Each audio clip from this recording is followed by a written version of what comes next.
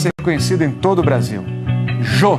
Brilhou na família Trapo, em Faça Humor, Não Faça Guerra, no Planeta dos Homens e, claro, em Viva o Gordo. Ele ajudou a escrever a história da TV. Atuou em 22 filmes, escreveu 5 livros, foi pioneiro da comédia em pé e desde 1988 tem o programa de entrevistas mais famoso do país. Quando nasceu, foi batizado José Eugênio Soares. 74 anos depois, basta falar Jô e todo mundo vai saber quem é. Eu sou muito vaidoso, claro. Nunca escondi isso, aliás. Qual é o artista que não é vaidoso? Todos. É uma profissão de vitrine, de exibidos. Você nasce querendo seduzir o mundo.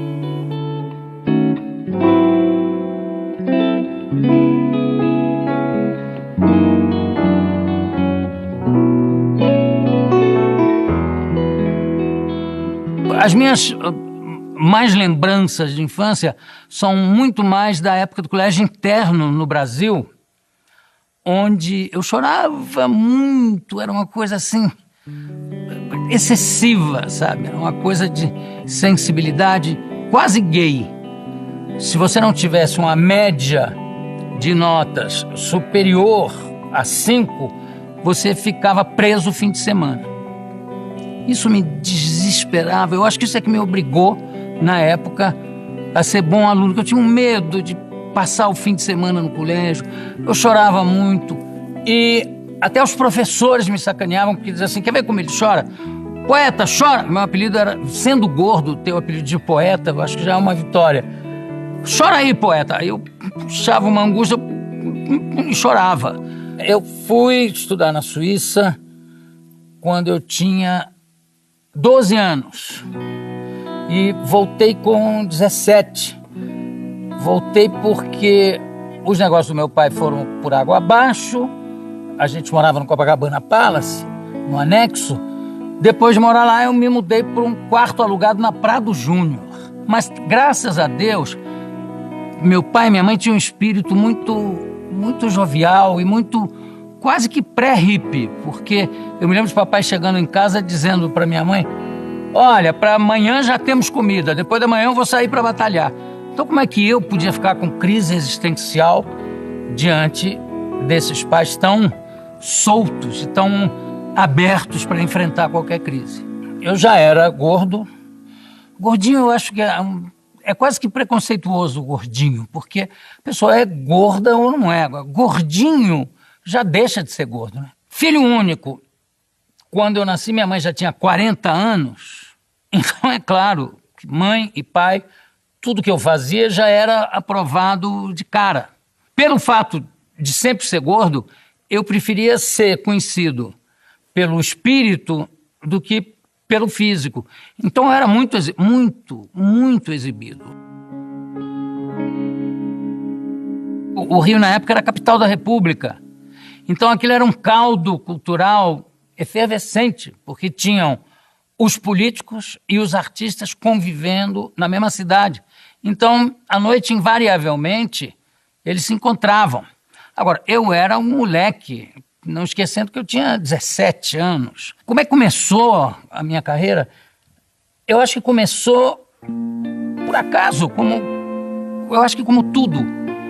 Porque eu comecei, claro, que essa coisa de fazer as imitações, as sátiras, acabou me levando a lugar... Por exemplo, conheci o diretor Jorge Lely, diretor de cinema, no Gôndola, Leon Eliachar, que aí me levavam a algumas festas. Numa delas eu conhecia Tônia Carreiro, Paulo Otran e Adolfo Celli.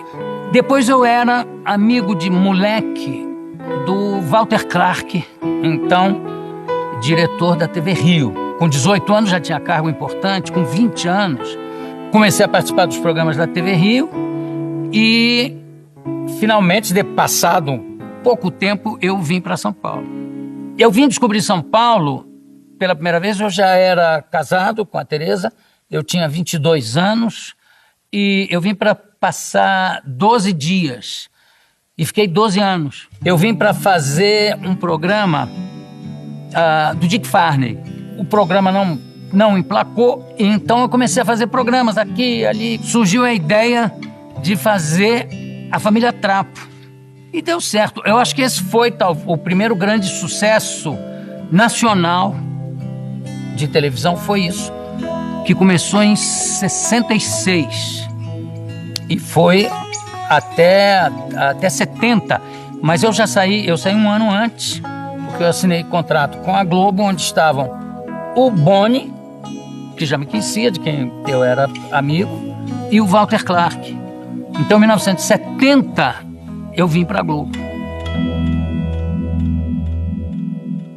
Tem atores assim como Oscarito, que eu achava um comediante fantástico. O Jerry Lewis, sabe, eu gostava muito de assistir. Peter Sellers, que eu acho um ator e um comediante fantástico. Para mim, um dos 5 maiores comediantes característicos do mundo, Peter Sellers, como o Chico Anísio também. E, claro, evidente, os tradicionais, como o Chaplin. O Chaplin influenciou a vida de todo mundo, porque sempre me fazia rir, me fazia chorar. Eu sou um chorão de marca maior, com coisas comoventes, com tristeza, não. Eu não me vejo refazendo os mesmos personagens com a cara de hoje, os personagens que eu fazia nos anos 80. Não sinto isso, sabe? Não tenho nada contra programas de quadros, de sketches de humor. Mas não é mais o que me impulsiona, não é mais a minha. Eu acho que eu descobri também, sem querer,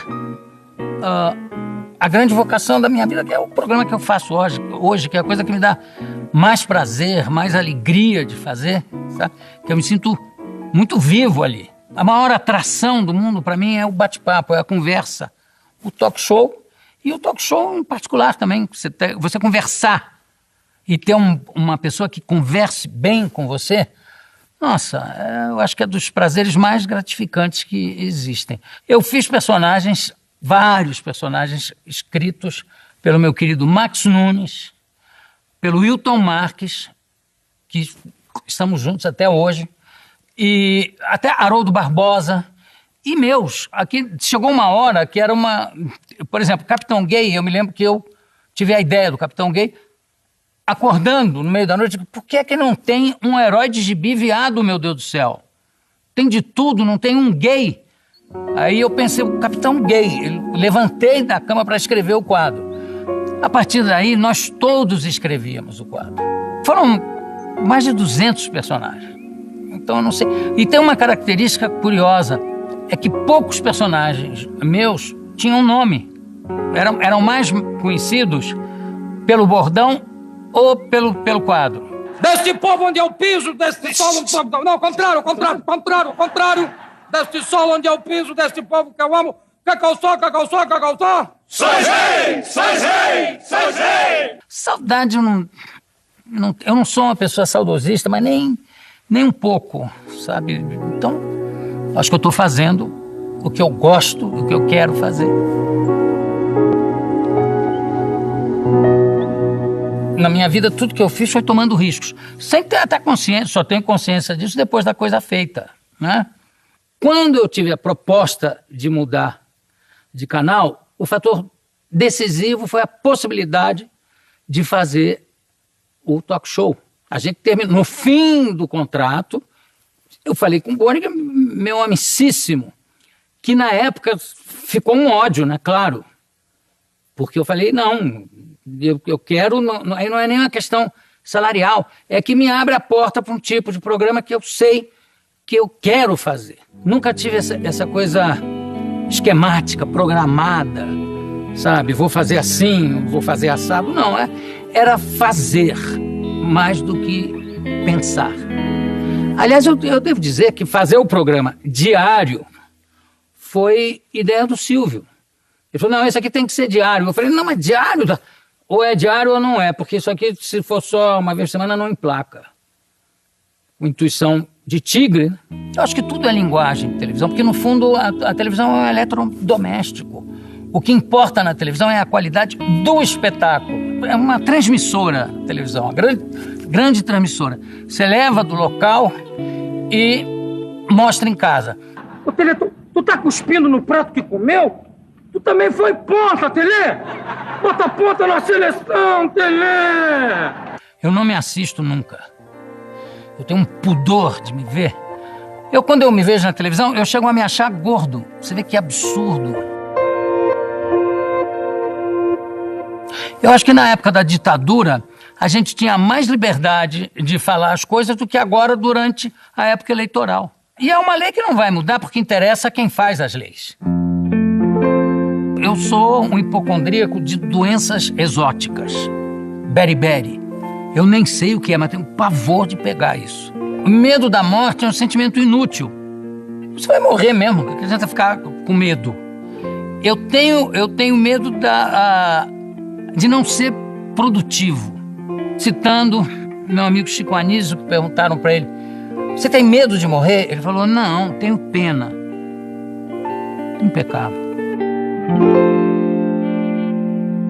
Nada. Eu espero viver mais uns 50 anos para ver se eu consigo ver alguma coisa. Eu já estou firmando compromisso para daqui a 30 anos, então não dá para parar antes.